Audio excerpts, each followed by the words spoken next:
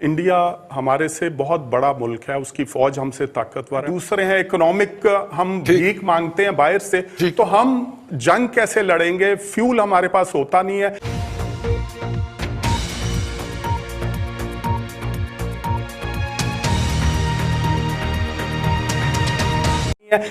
अब ये वो ताकत का एक नशा है कि जब आपके सामने ताकतवर आपकी ताकत के बराबर या ज्यादा होता तो बिहेवियर फर्क होता है। अनफॉर्चुनेटली 5 अगस्त के बाद पाकिस्तान ने जो स्टैंड लिया है, वो स्टैंड जो है वो कम्प्लीटली एक शिकस्त खुर्दा कौम का था। हमने उसको फ्रंट फुट पे आके इस मसले को ओन नहीं किया। हमने सिर्फ जुबानी कलामी और हफ्ते में एक दफा खड़े होकर आधा घंटा ये करेंगे वो करेंगे। बिलीव यू मी कि कौमों की जिंदगी में वो जो डिफाइनिंग मोमेंट होते हैं, उस कश्मीर कॉज के जिसको हम अपनी पाकिस्तान की शहर की कॉज आज तक कहते आए हैं, हमने अमलन साबित किया है कि जब मतलब वक्त क़याम आया उस वक्त हम सजदे में गिर गए। बिल्कुल ठीक है। और मुमताज भट्टी साहब खड़े होते तो उसे ये जरूरत ना होती।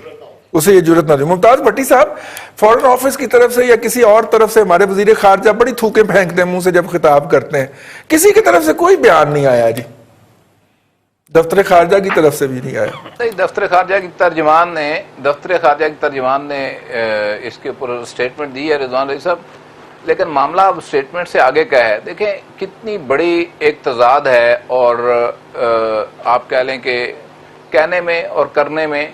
मिसालें आप देते हैं टीपू सुल्तान की और तगरल की जी, नारे लगाते हैं टीपू सुल्तान के, और बने हुए आप बहादुर शाह जफर हैं, लेकिन शर्म नहीं आती है।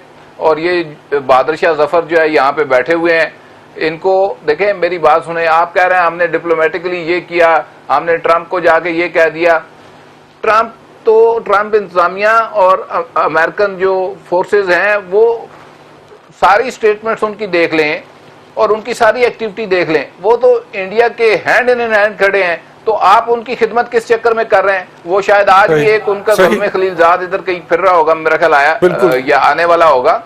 तो देखिए, आपको डिसाइड करना है, ये डिफाइनिंग मोमेंट आपके लिए है कि आप किसके खिदमतगार हैं, किसकी आप खिदमत कर रहे हैं, वो आपके साथ क्या कर रहा है।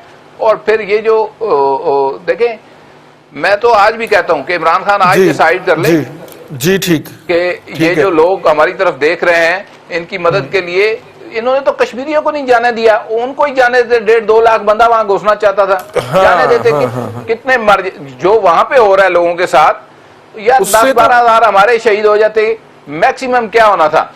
इससे यकीन करें, और वैसे भी तो कोरोना से मार ही रहे हैं ना भट्टी साहब। और पाकिस्तान के नाम के ऊपर ये लोग पाकिस्तान के नाम के ऊपर शहीद हो रहे हैं और कलमा पढ़ते हुए शहीद हो रहे हैं। इसका कफारा इस गुनाह का हमें देना होगा, और ये किस कदर हम देंगे ये वक्त बताएगा। और ये शायद फिर यहाँ पे नहीं होंगे जो इस वक्त है। जी बिल्कुल ठीक है। अपना अहमद वकास रियाज साहब, शिकस्त खुर्दगी की एक तारीख है वैसे कश्मीर के इशू के ऊपर, जिस तरह स्टेप बाय स्टेप हम पीछे हटें।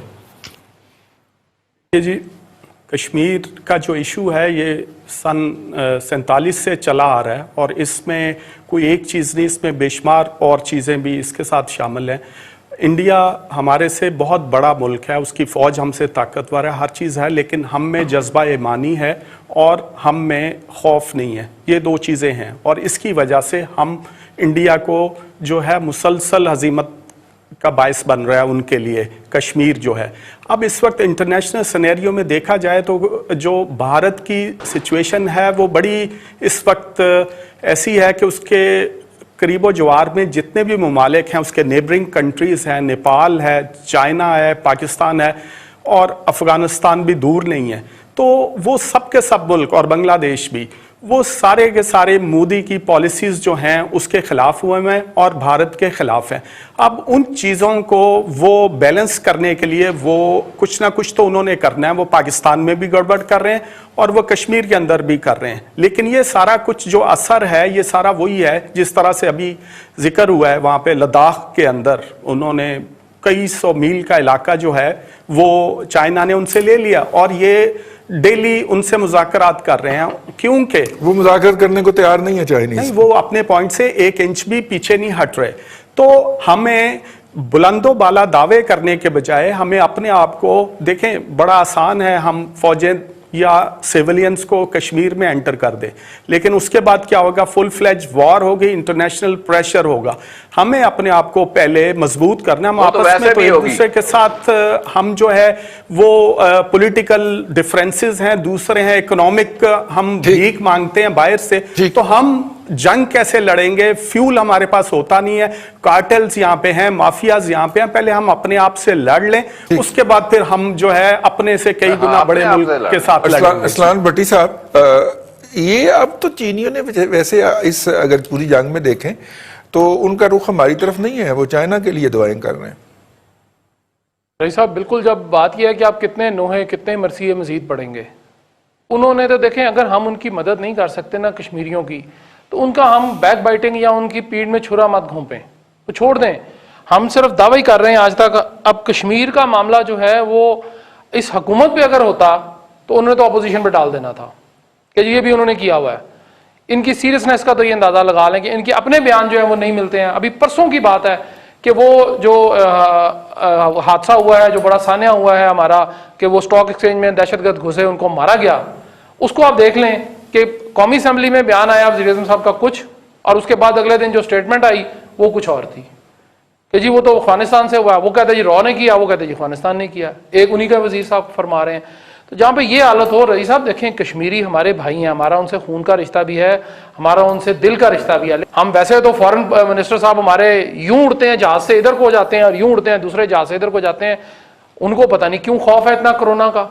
अगर जिसने मरना है रईस साहब उसने मर जाना है, ठीक, उनको जाना चाहिए। कम से कम कुछ नहीं तो 48 मुल्क हैं हमारे इस्लामी, उनको ही मोबिलाइज कर लें खुदारा, बाकी किसी को ना करें। बाकी तो सारे काफिर लोग हैं, चले मान लिया मैंने कि जी वो खाते हैं, वो गोश्त दूसरा खाते हैं, वो हमारी तरह नहीं है, तो 48 लोगों को तो कर लें, ठीक है। आपके साथ तो कोई मेरे ख्याल 7 ममालिक भी नहीं खड़े होंगे अगर आप ये बात आज कर लें।